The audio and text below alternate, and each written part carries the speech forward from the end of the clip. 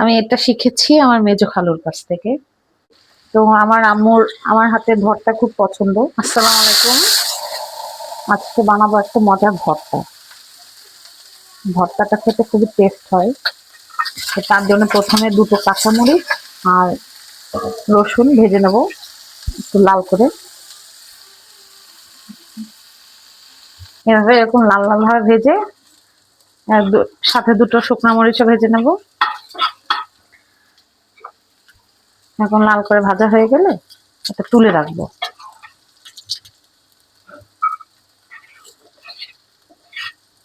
রসুনের পরিমাণ বেশি দিলে ভর্তাটা খেতে খুব মজা হয়, এই কারণে আমি একটু রসুন বেশি দিয়েছি।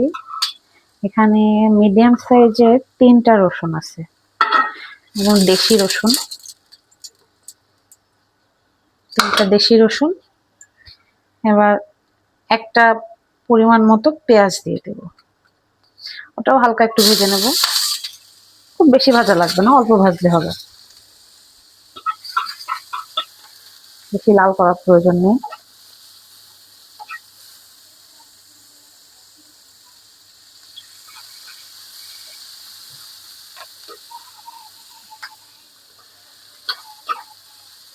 এরকম সামান্য ভাজলেই হয়ে যাবে। তার মাঝে আমি লাউয়ের খোসাটা যেভাবে একটু সেদ্ধ করে ভেজে ফেলেছি, আমার এটা দেখাতে মনে নেই।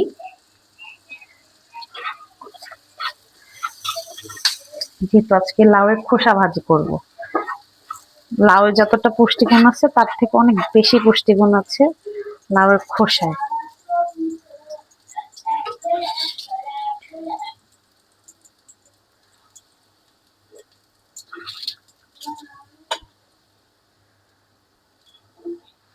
আমি খুব বেশি ঝাল দেই না, কারণ যেহেতু বাচ্চারাও খায়। তো এবার আধা কাপ মতো গুঁড়া চিংড়ি, সেটাও ভেজে নেব।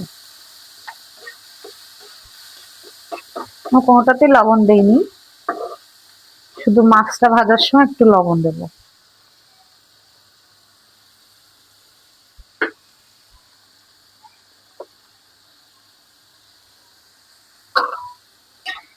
মাছটা একদম সুন্দর কড়া করে ভেজে নেব, যেন সহজে পিষে নেওয়া যায়।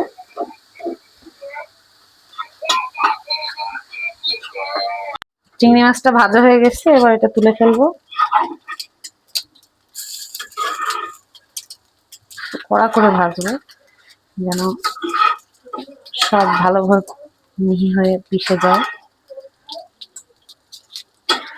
এটা আজকে আমি পাটাই করব না, এটা আমি আজকে ব্লেন্ডারে করব।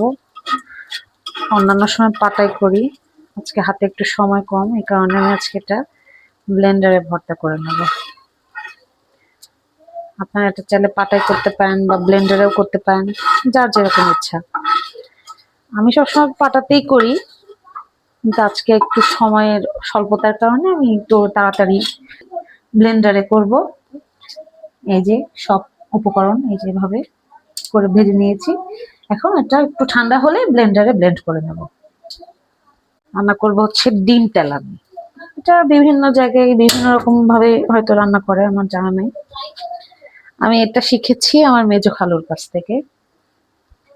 এর জন্য প্রথমে আমরা পেঁয়াজ ভেজে নেব, বেরেস্তা করে নেবো আর কি। এটা খালু খালু একভাবে একটু করেছিল, কিন্তু আমি হালকা একটু চেঞ্জ করেছি।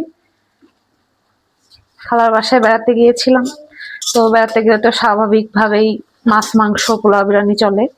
তো ওটা খেতে খেতে ভালো লাগছিল না, পরে খালু বললো যে ঠিক আছে আজকে তোমাদের একটা অন্য রেসিপি করে খাওয়াই। তখন বললো যে তোমরা ডিম তেলানি খাওয়া, আজকে আমি রান্না করবো, আজকে তোমাদের ডিম তেলানি রান্না করে খাওয়াবো। তো তখন খালু এটা রান্না করেছিল।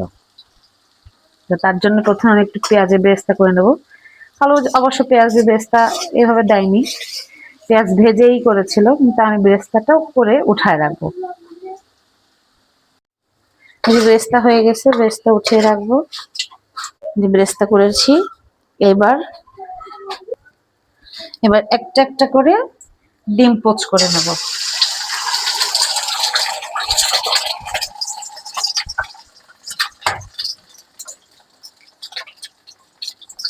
যে ডিম তেলানির ডিম সব পোচ করা হয়ে গেছে, এবার ওই তেলের ভেতরে কিছু খাড়া মশলা দেবো, এলাচ, দারচিনি, লবঙ্গ, গোলমরিচ।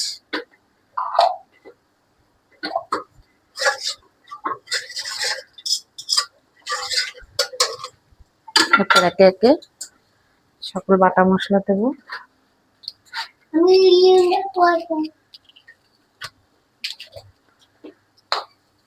এক টেবিল চামচ পেঁয়াজ বাটা,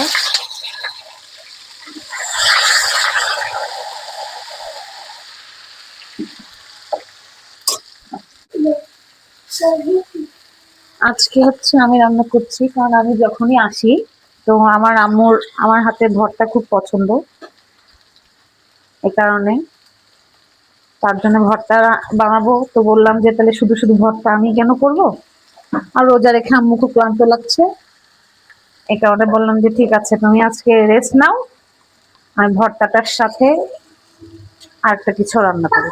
তখন ভাবলাম যে তাহলে ডিম তেলানিটা রান্না করি, সোজা এবং সিম্পল ভাবে রান্না।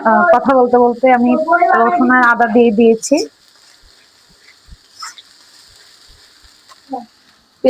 পেঁয়াজ বাটা 1 থেকে 1.5 টেবিল চামচ, 1.5 টেবিল চামচ মতো দিয়েছি আমি। আর আদা এবং রসুন 1 টেবিল চামচ করে দিয়েছি। এটা একটু ভুনা হোক। এরপর দিব জিরা গুঁড়া 4 চামচের 1 চামচ,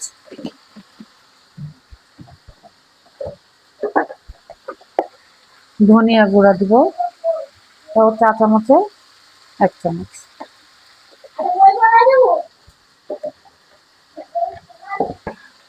হলুদ গুঁড়া দিব 1/2 চা চামচ,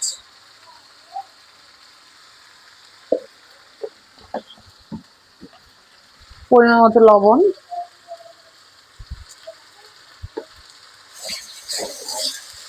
মরিচের গুঁড়া দিব কিন্তু ওটা একটু পরে দিব, যেহেতু বাচ্চারা আছে আমার বাসায়, আমার ছেলে আছে 3টা, এখানে ঝাল একটু কম দেব, তাই 1/2 চা চামচ মতো মরিচের গুঁড়া দিচ্ছি। ওরা খুব বেশি ঝাল খেতে পারবে না, আর রোজা রমজানের দিনে একটু ঝাল কম খাওয়াই ভালো, সারাদিন রোজা রাখার পরে তাহলে অ্যাসিডিটি কম হবে।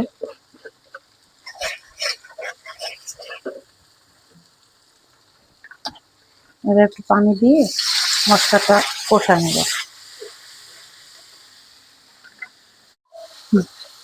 মশলা কষানো হয়ে গেছে, এবার দেবো একটু ঝোলের পানি, বেশি করে পানি দিয়ে দেবো।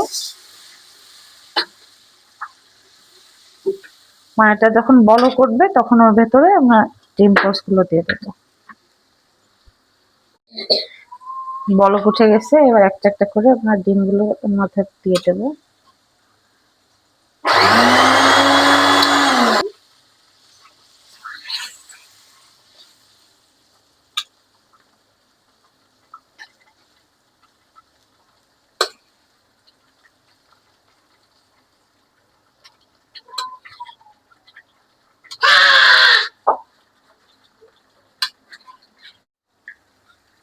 আমাদের তেল উপরে ওঠা শুরু হয়ে গেছে, যেহেতু এটা তেলানি একটু তেল তো উপরে উঠবেই।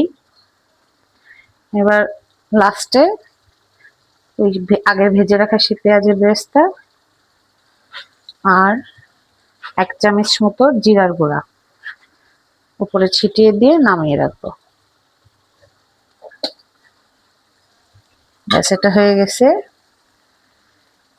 চুলা বন্ধ করে দিলাম। তৈরি হয়ে গেল আমাদের ডিম তেলানি। এবার সবাই পরিবেশন করে দেবো সবাইকে।